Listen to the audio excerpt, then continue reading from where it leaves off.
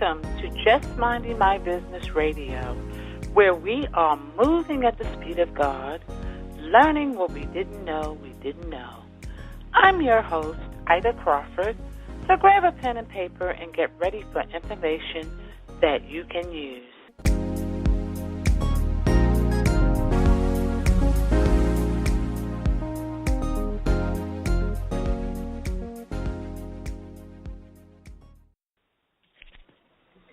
Welcome to JMMB Radio, Just Minding My Business Radio, with your host, Ida Crawford, and your co-host, that's me, Ruth Haskins. We hope your day has really been filled with good experiences and moments of gratitude. Just Minding My Business Radio has as its purpose news and views you can use. So please have a notebook and pen handy to jot down points of interest.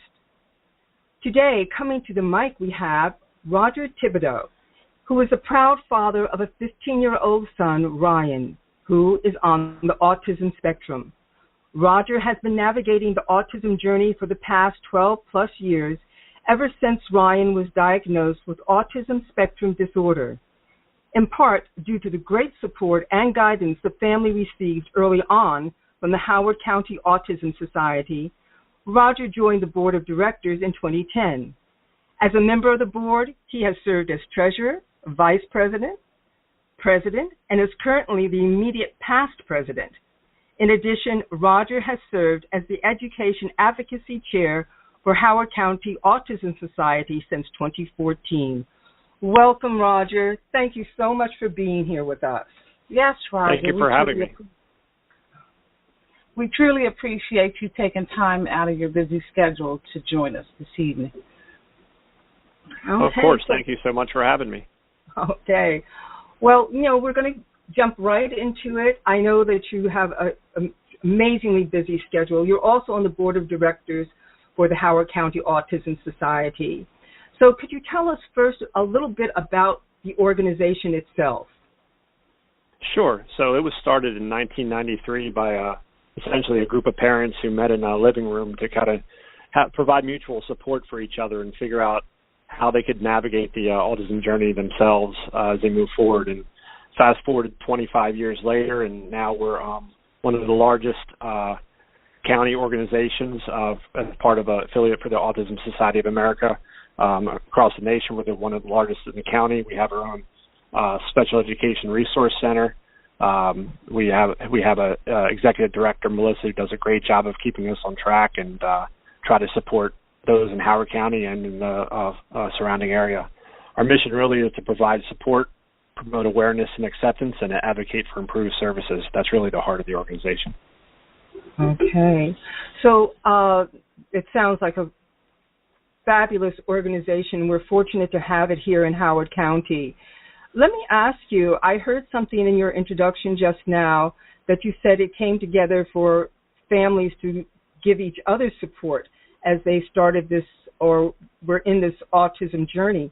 Can you tell us how you came into to be part of that group? Sure. My son was first diagnosed in 2005 as being on the autism spectrum, and as you can imagine, that first feeling is kind of like a kick in the gut when you get a diagnosis for your child, whatever the diagnosis may be. So you get a lot of questions and emotions, and as you're looking through, you go to fight or flight mode, and we went into fight mode, and we began researching all we could about autism. Didn't take us long to find a lot of good resources, and Howard County Autism Society was at the top of that list.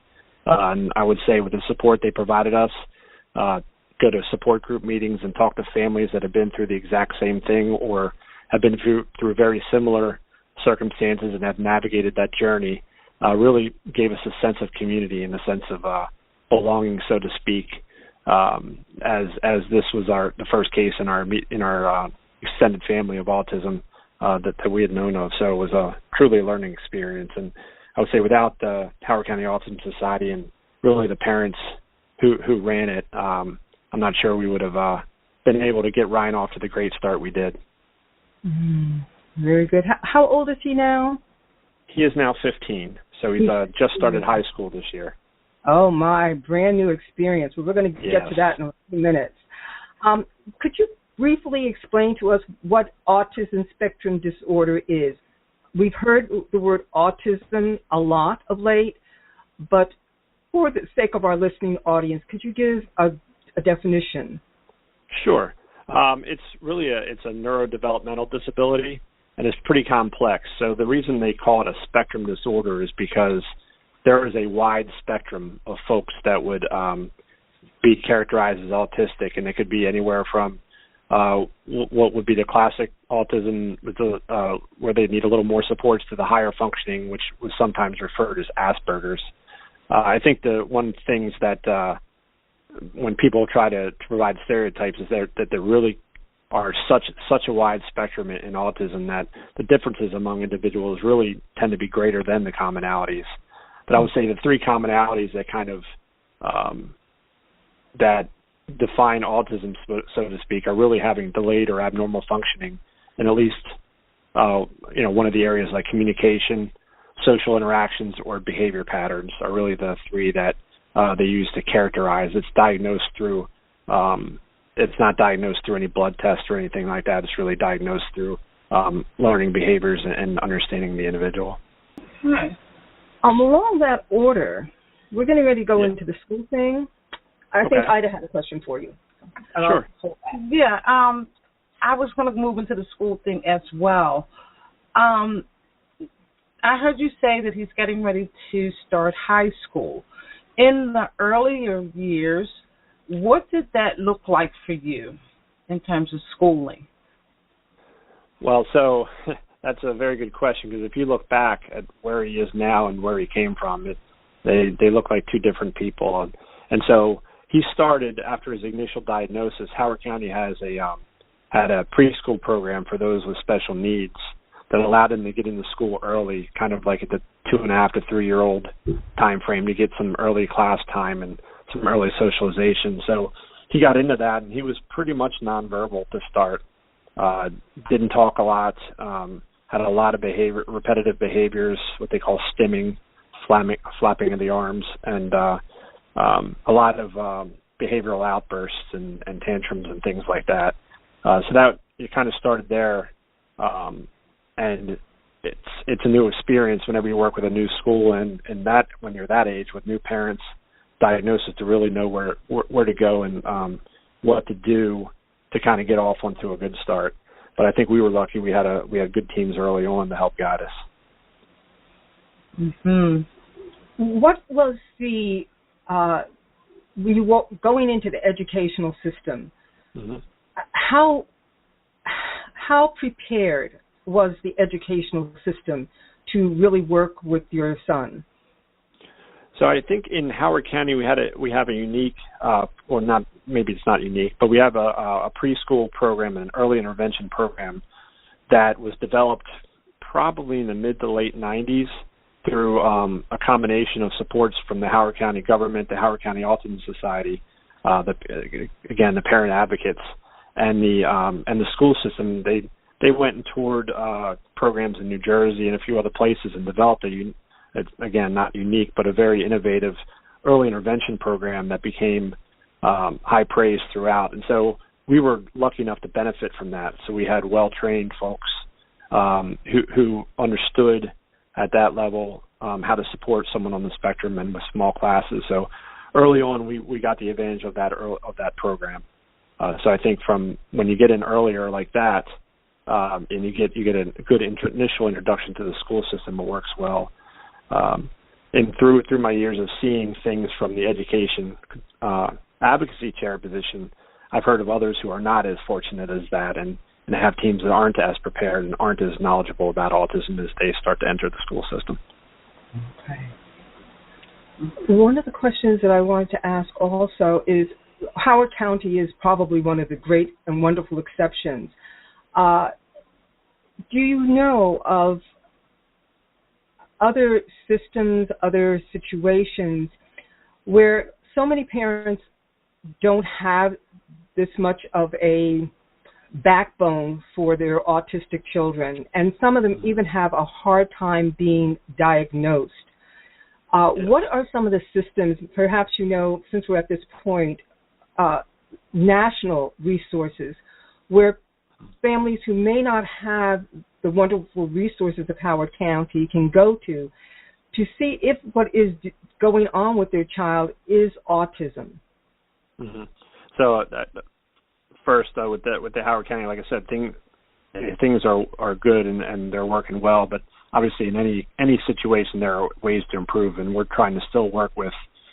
There are families in Howard County who haven't had the same positive experience as we have, and we continue to work with them to try to advocate for their child. So I think Howard County isn't unique there. We have our problems here too that we continually try to work towards. As far as nationally or even statewide, there are a lot of great organizations out there that provide support. The Autism Society of America, of which we're an affiliate, has chapters, I believe, in every state. They usually have statewide chapters, if not local chapters as well. So that's a great resource, and they can provide child find services throughout.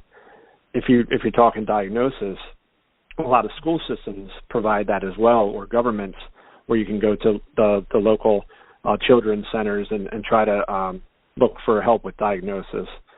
Developmental pediatricians are also a good source.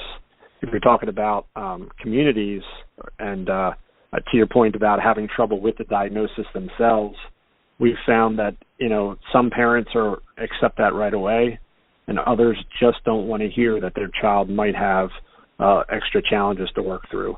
And it's. Go ahead. I'm sorry. That was just a really major point that you just made.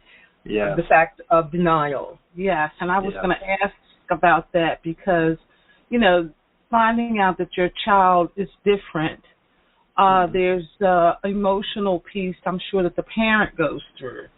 And you pointed out about the denial piece. Now, how does the agencies and support systems work with a parent who might be in a denial state? Right. So that is always a challenge for that person who's trying to get the help for the child. Sometimes it's just the word autism that parents don't want to hear, and they're okay with their child needing extra supports. And I think it really comes down to trying to be on the side and collaborate with the parent to let them see they are trying to do the best for the child. I've heard from school members, I've heard from community members in different ethnic or communities who just say that they have trouble getting certain parents to just to come over to that side and agree with that and see that they're doing what's best for the child and get them the support that they need. Early intervention and early support can make a huge difference for a child. So it's important for parents to try to get through those grieving times and focus on what's best for the child. Okay. So there are just so many questions around this topic, and I have a feeling we're going to ask you to come back again just so that we can talk more to you about this topic. And we talked a little bit more about the school system, and we're in this really still the first month of back to school. Yeah. Are there anything that parents should be looking at right now to give them an indication of where they need to start advocating for their child? Yes. So I see several things, especially back to school. Back to school is an adjustment for any child, but for someone with autism, it's typically exacerbated because you have a new routine, a new environment, new staff working with your child. It is absolutely key to try to get off on the right foot. I think the challenges that parents typically face early on with a new year are, one, sometimes you have new staff, and if you're in a general education classroom, that staff may not even know what autism is, or may know a little bit about what it really looks like. So I think general awareness and understanding of autism is a challenge for both staff and the students that are in with your child. So that's one of the bigger things to overcome. So I think one suggestion that I've found useful from everyone I've talked to is talking with the staff, finding out, make sure the staff knows your child, knows you. One thing that, two things that come to mind are first, send a little email or a note or a letter or pictures of your child to the teachers, to the staff, and say, hey, this is my child. This is what he or she did over the summer. Provide some personal information. What do they like? What don't they like? What are their strengths and their weaknesses? Provide that. Get it on a personal level, because teachers are very busy, but you do have that staff that work more directly with your child, and teachers are in the profession because they care about the children. So I think if you can provide some of that information and get that across and work with the team early, then you get noticed. Another one is see if you can talk to your child, especially the younger grades. Talk to your child's class. There's a lot of very simple age-appropriate books on autism. Read the book to the class. Let them ask questions. You don't have to point your child out, or you can if you want. I've found that the kids, especially if they learn about autism early on, are super supportive and are great providers of some of those supports when the teachers can't do it. So you get some children, and you can quickly learn which ones have that knack and which ones don't. But the earlier they learn about autism, the less strange they see it. So those are two examples of things you can do early on that can help make a difference as your child grows through the year and through the years to come. Very good. Thank you for that. Also, I wanted to ask you about, we've talked a little bit about resources, and this is a personal question. What have been some of the highlights, some of the joys of working with your son and some of the other young people that you have met who are on the autism spectrum? That's a very good question, and I probably will think of 10 or 11 after I hang up. But I think what I find are just like any child, you'll have some of that same victories, the same first steps, some of those bigger things. I've noticed parents with autism often celebrate some of the smaller victories as well. A lot of children have feeding issues. So if you have a child that all of a sudden eats a new food, that can be a huge accomplishment and a huge growth.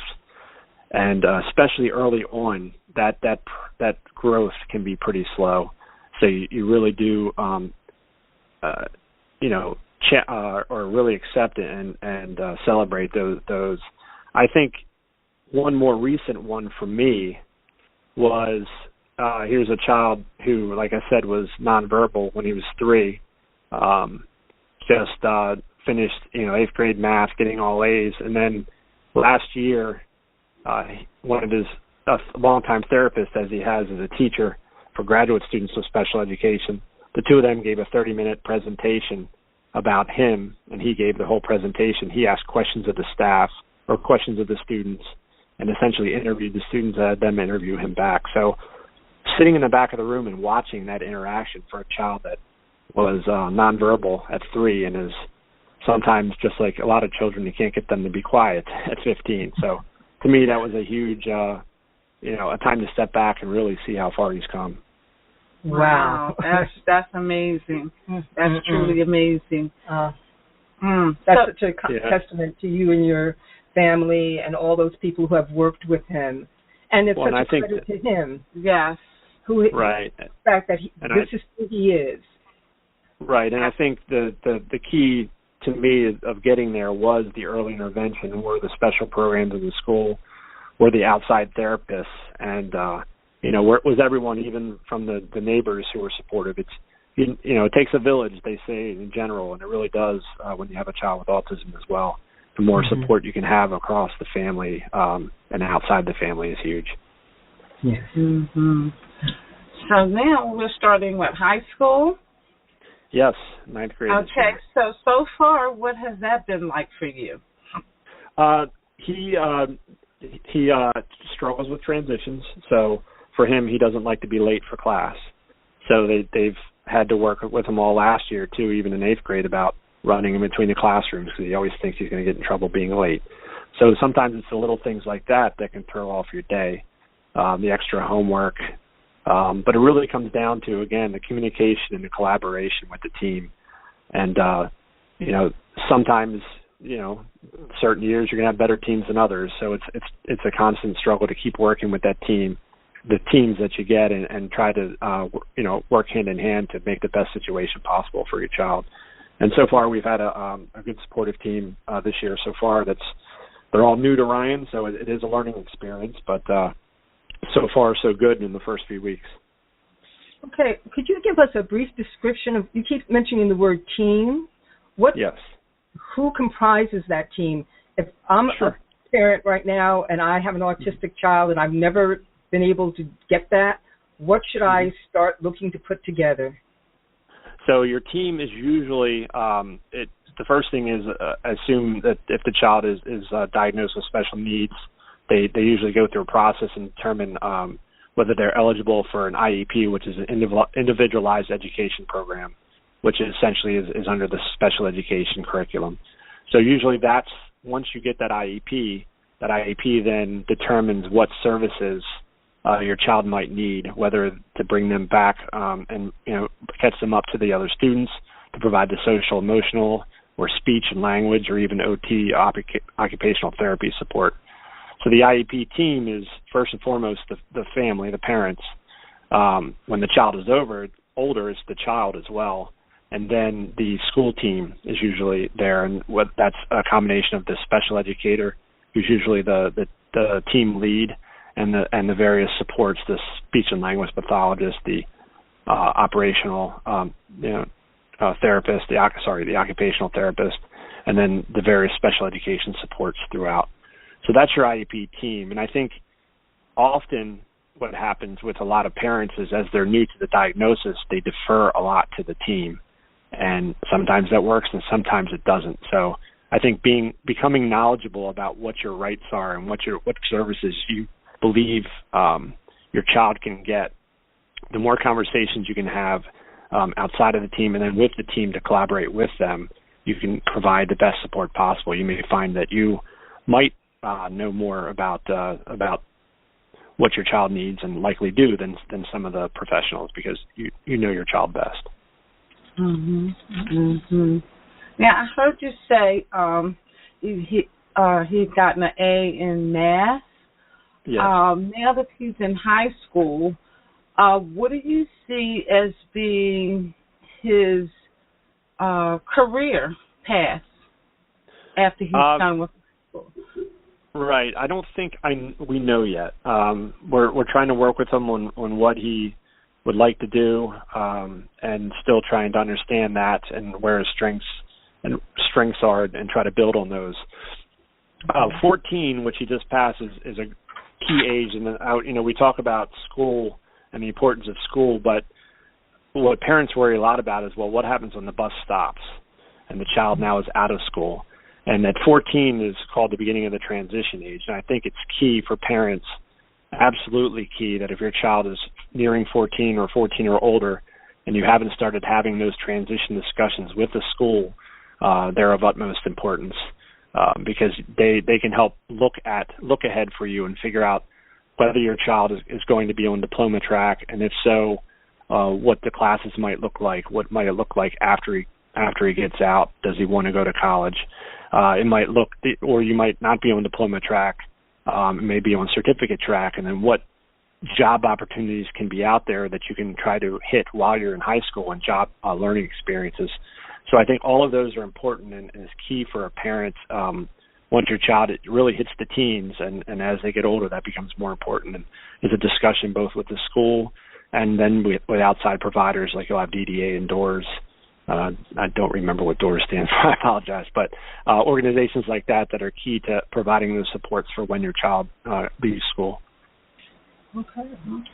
One of the questions, I guess it's one of our final questions, we're winding down here, is what can the general public do to be of assistance to those who are on the autism spectrum, whether it be at school, which you kind of covered pretty much. I love what you said about, reading in school and finding a group within the class actually to support the child.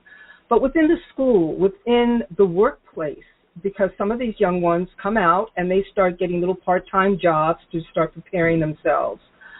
And in the community, what is our way of supporting these ones? And I think it goes down to individualized is the key. Just like anyone else, those with autism have unique personalities, unique skills and traits. It's being able to figure out the best way to communicate them, because obviously autism's biggest challenge is usually the communication and social interaction.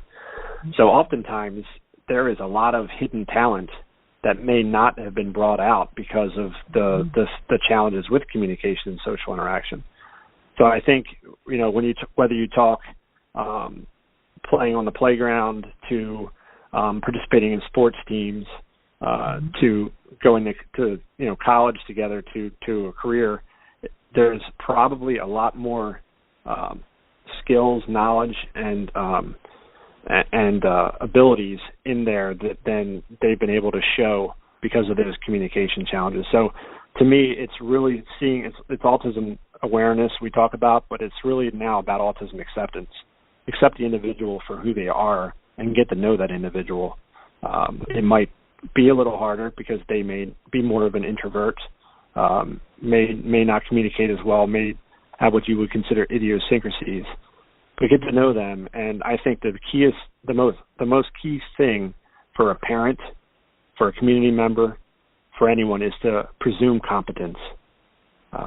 Like I said, there's a lot more skills and abilities in there. So if you presume competence and you go in assuming that whoever you're working with has the skills, then you'll see them with a different light, and I think you'll be able to take advantage of some of those skills. Oh, that's a wonderful thing to hear you say. Thank you. Yes. I'm grateful that I've had the opportunity to have someone, a young person in my life who is on the autism spectrum, and what you said about hidden abilities and totally capable. He's a total extrovert. Edward is a total extrovert, and discovered in his high school years that he has the most amazing voice and musical talent. And he's always enjoyed being on stage. But he has this artistic bent, and it's like, if I had known him when he was just a little boy and walked away, I would never have come to know that. Right. But he is really, truly amazing. He's the son of a very dear friend of mine. So when you talk about how there's some wonderful, wonderful people who are autistic, and I really feel that if you ever have an opportunity to get to know them or be around them, you're actually in for a real treat. Yes. I just found it, they can get a really special place in your heart. And by the way, I wanted to say thank you so much for the picture of you and your son. No problem. Which we're using in our marketing, because it is a very special picture, and I'm sure there's a story there. It was really a nice picture. Absolutely. Can you share again some resources that our audience can connect with if they are in need of services? Sure. I'd mentioned the Autism Society of America. I believe it's www.autism.org or asa.org. I have to remember. But they actually have a back-to-school resource kit available online on their website. So that's probably a great source for those around the country who want to get some hints of what's a great way to get started with a back-to-school. Resources, like I said, your local ASA chapter is also a great resource here in Howard County. Obviously, we have the Howard County Autism Society, but we partner with members in other counties. There's a Rise for Autism in Anne Arundel County that we partner with. There's Pathfinders for Autism in Parents Place in Maryland that are both statewide organizations right here in Maryland. Another good resource is social media. There's a lot of parent groups and special education clusters out there. and all those can have valuable information and be great resources too. But I will always say, don't believe everything you read.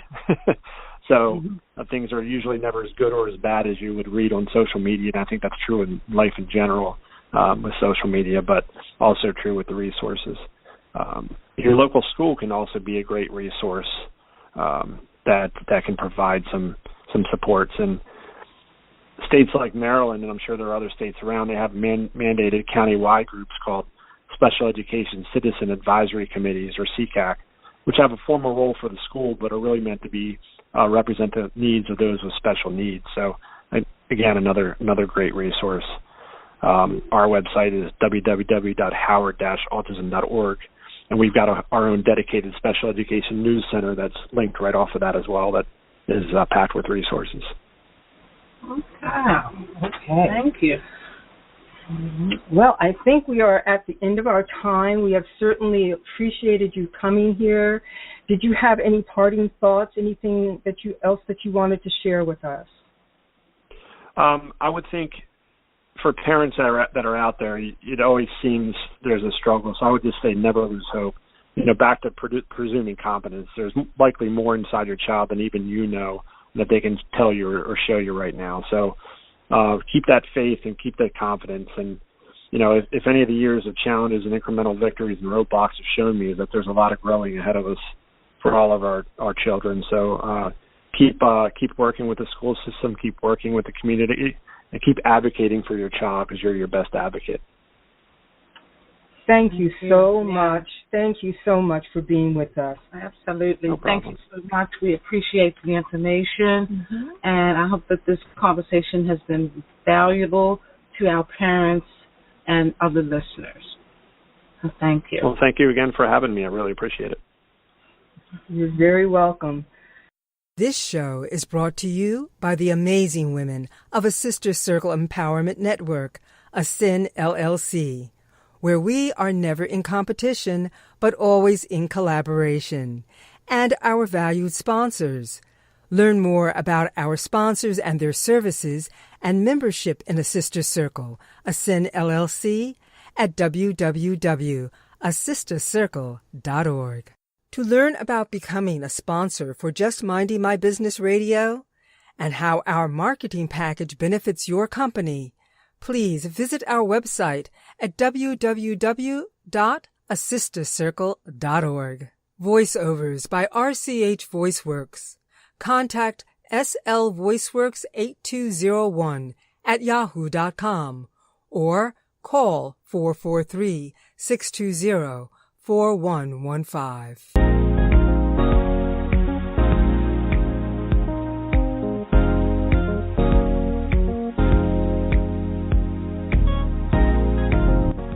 Thank you for tuning in to Just Minding My Business Radio.